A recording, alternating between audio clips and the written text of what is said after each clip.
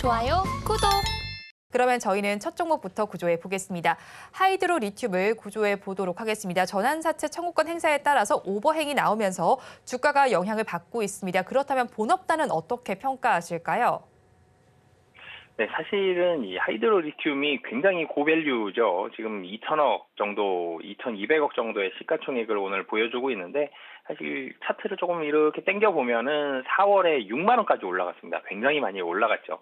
이전에 그러면 22년도에 주가는 어땠느냐라는 부분을 보면 1,000원대, 2,000원대, 뭐 높아야 3,000원대 이런 모습을 보여주다가 사실 회사가 M&A가 됐죠. 그러면서 주가가 급등하는 모습을 보여줬고 6만 원까지 약 한 20배 이상 올라가는 2, 30배 정도의 그런 모습을 보여줬습니다. 굉장히 강하게 상승을 했죠. 이런 모습들을 보여줬는데 이 본업 자체만 놓고 보면 사실 시가총액이 상당히 높은 건 맞죠. 원래는 토목 자재, 부품 제조 및 판매, 시공, 연구, 개발 이런 부분들이 있었는데 리튬 플러스에 인수되면서 2차 전지 소재가 훨씬 많이 주목을 받았습니다. 예. 그러면서 2차 전지 관련된 종목으로 주목을 받으면서 주가가 상당히 좀 많이 올라가는 모습을 보여줬는데 이 본업만 놓고 보면 아직도 고밸류죠. 22년도 매출액이 85억입니다. 그리고 21년도 매출액이 155억이고요. 그전에는 100억에서 한 120억 사이 정도의 그런 매출액을 보여주고 있는데요. 영업이익 같은 경우도 22년도 적자고 23년도도 사실은 적자가 나올 가능성이 높죠. 적자가 나올 걸로 보여지는데 이 적자의 매출액도 100억에서 200억대 이런 200억이 사실 못 넘고 있는 모습인데 이런 모습인데 이 주가는 여전히 많이 떨어진 상황이지만 시가총액이 그래도 2천억이 넘는다. 사실 밸류에이션만 놓고 보면 좀 비싼데 근데 2차 전지 소재 관련된 종목들 비싸죠. 밸류에이션이 좀 비싼데 근데 흑자가 나오는 종목이다라면은 긍정적인데 하이드로 리튬은 좀 적자가 난다라는 게 우려감이 있는 종목이고요. 그리고 전환사채를 너무 많이 발행했습니다. 전환 가격이 약 한 3천억 정도에서 전환사채와 신주인 수권 부사채 이 두 개를 500억, 500억씩 총 1,000억을 발행을 했죠. 그중에 일정 부분씩 이제는 전환 시기가 돌아옴에 따라서 11월 말부터 해서 순차적으로 전환이 되고 있는데 그 물량들이 이제 오늘부터 권리공매도가 돼서 나오고 있습니다. 근데 굉장히 많은 물량임에도 불구하고 거래가 된다라는 게 사실 실장은 신기할 정도로 굉장히 많은 물량임에도 불구하고 오늘 상당히 많은 물량들을 좀 소화하고 있는 그런 부분이고요. 전환 가격이 3,000원인데 지금 한 10,000원 정도죠. 26% 하락을 했지만 10,000원 좀 넘는 가격이기 때문에 약 한 3배 정도의 수익이 나 있는 상황입니다. 계속적으로 전환 청구는 들어올 것으로 보여지고요. 지금 시가총액 대비한다라면 1,000억 이상의 매도가 추가적으로 더 나올 걸로 보여집니다만 오늘 거래량이 좀 터지면서 물량을 다 받는 게 신기할 정도로 굉장히 물량은 좀 잘 받고 있으나 오버행에 대한 부분들 이런 부분들은 좀 우려할 만한 상황이다. 여전히 많은 물량이 좀 나오고 있다라고 보시면 되겠고요. 리튬 관련해서도 좀 가시적인 부분이 좀 필요할 것 같습니다. 리튬 플러스라는 회사가 최대 주주이면서 하이드로 리튬 중간중간에 기사가 나는 부분들은 있는데 이게 숫자로 연결이 되면서 매출이라든지 이익이라든지 이렇게 연결이 돼서 좀 가시성이 나와야 되는 부분들이 좀 필요한데 이런 부분들이 아직 좀 나오지 못하고 있다라는 점 이런 부분들까지 봤을 때에는 이 전체적으로는 아직은 우려할 만한 상황이 좀 더 많다라고 보시면 되겠습니다. 네, 하이드로 리튬은 아까 전에 상무님께서 말씀해 주신 대로 4월 7일에 6만 900원까지 고가를 찍고 계속해서 차트가 내려가는 모습을 보이고 있습니다. 저점을 더 낮춰가는 것으로 보이는데 앞으로 그러면 대응 전략 저희가 어떻게 짜야 할까요?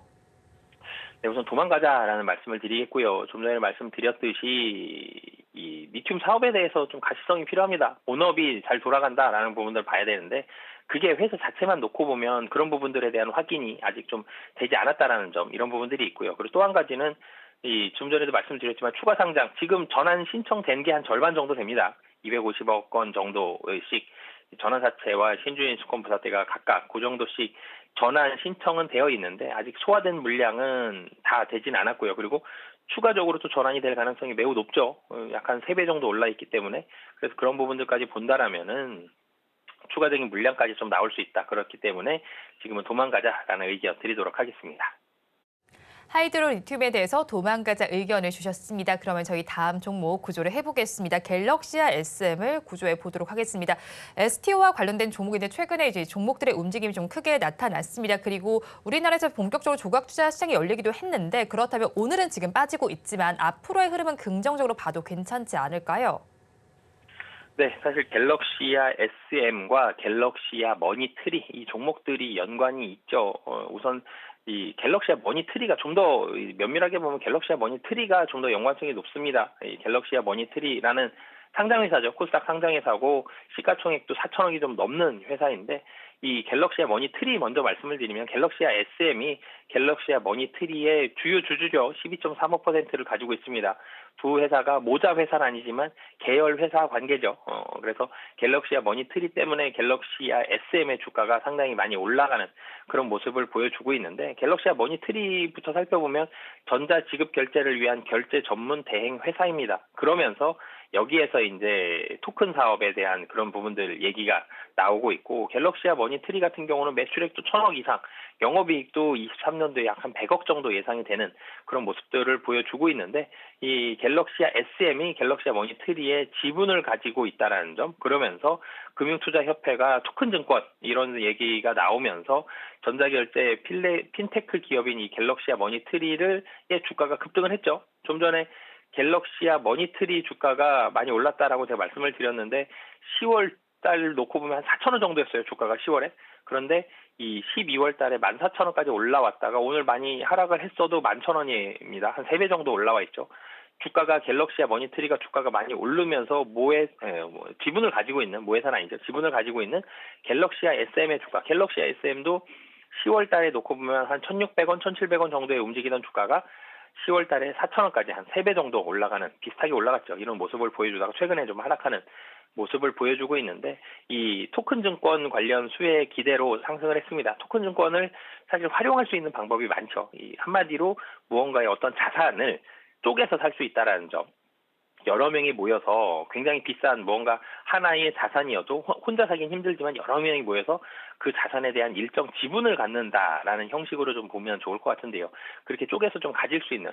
그러니까 우리가 삼성전자 한 주를 사게 되면 삼성전자의 그 한 주만큼의 이 권리를 갖게 되는 것처럼 토큰증권도 그 자산에 대한 그만큼의 권리를 가질 수 있는 그런 투자라고 보시면 되겠습니다. 그렇기 때문에 이 토큰 증권을 활용할 수 있는 활용처가 굉장히 많죠. 그 활용처가 굉장히 많다라는 점.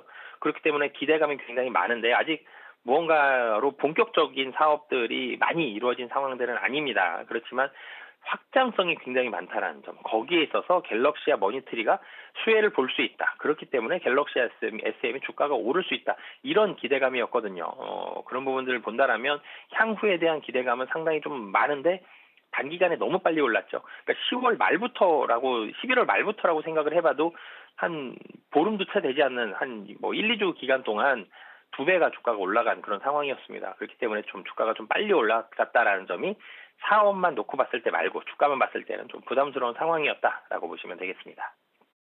네, 일단은 갤럭시아 SM 주가 양상을 살펴본다면 최근에 지금 최고가까지 12월 7일에 올라갔다가 좀 급하게 올라가긴 했지만 좀 많이 빠지고 있습니다. 그런 만큼 가지고 계신 분들 좀 불안하실 것 같은데 어떻게 대응 전략을 세워야 할까요? 네, 우선 도망가자라는 말씀을 드리겠는데요. 두 가지입니다. 한 가지는 단기 급등에 대한 부담감이 있습니다. 너무 빨리 올랐죠. 뭔가 숫자가 확 보여줬던 건 아니고 계약이 확 된 부분들도 아닙니다. 그렇기 때문에 단기에 올라갔다는 점이 안 그래도 지금 증시에 있어서 과열 부담에 대한 그런 목소리들이 계속 나오고 있는 상황인데 주가도 급등을 했다. 이런 종목들 좀 부담이 될 수가 있거든요. 속도 조절이 나오게 된다라면 단기 급등한 종목들은 좀 부담될 수밖에 없습니다. 그래서 시장 분위기와 지금 최근의 주가 급등 정도를 봤을 때에는 좀 매도가 나올 수 있다. 그래서 좀 하락이 추가적으로 이어질 수 있다라는 게 한 가지고요. 또 한 가지는 숫자가 좀 나와야 될 것 같습니다. 본업만 놓고 보면 갤럭시아 SM의 재무제표만 사실 놓고 보면은 매출액이 좀 정체하고 있어요. 20년도에 195억 원, 21년도에 289억 원, 22년도에 301억 원이고 23년도는 매출액 300억 안 될 걸로 보여지는데 영업이익도 올라가긴 했지만 그래도 크게 변동되는 상황은 아닌데 주가만 많이 좀 올라갔죠. 그렇기 때문에 이런 신사업에 대한 부분들 갤럭시아 SM이 이 주가에 대한 밸류에이션 플러스 밸류에이션을 받아도 되는지에 대한 숫자에 대한 확인도 추가적으로 좀 필요한 상황이다. 그렇기 때문에 도망가자라는 의견 드리도록 하겠습니다. 갤럭시아 SM에 대해서도 도망가자 전략 주셨습니다. 그러면 저희 마지막 종목을 구조해 보겠습니다. 에이스테크를 구조해 보도록 하겠습니다. 3년 연속 영업 적자를 보고 있는 것으로 알고 있습니다. 또 어제는 공시가 나와 있었는데 유상증자와 관련한 내용이 있습니다. 그러면 앞으로는 이 주가가 좀 지지부진할 것으로 예상이 되는데 상무님께서는 어떻게 보시나요? 네, 우선 에이스테크 같은 경우는 주력 사업이 부진했죠. 예, 영업이익만 놓고 보면 영업 적자가 3년 연속이고요. 당기 순이익 놓고 봐도 4년 연속입니다. 전체적으로 실적이 굉장히 안 좋죠.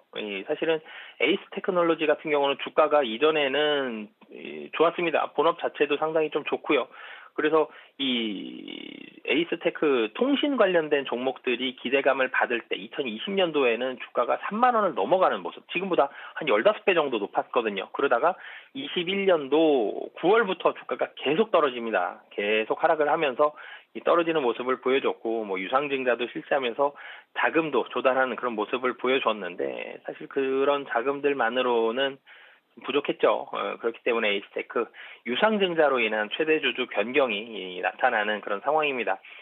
통신 부품 관련된 장비 회사들이 업황을 좀 많이 타죠. 이 업황이 뭐 짧게는 3년, 길게는 한 6, 7년 정도에 한 번씩 돌아오는 그런 업황이 있는데, 업황을 잘 탈 때에는 영업이익을 굉장히 많이 보다가 잘 타지 못할 때는 영업 적자를 보는 이런 모습들이 있는데, 에이스테크는 지금 사실 좀 암흑기죠. 적자가 3년 동안 굉장히 큰 폭으로 지속이 되고 있고, 영업 적자만 놓고 보더라도 20년도가 614억 적자고요. 21년도가 355억, 22년도가 201억 원 적자.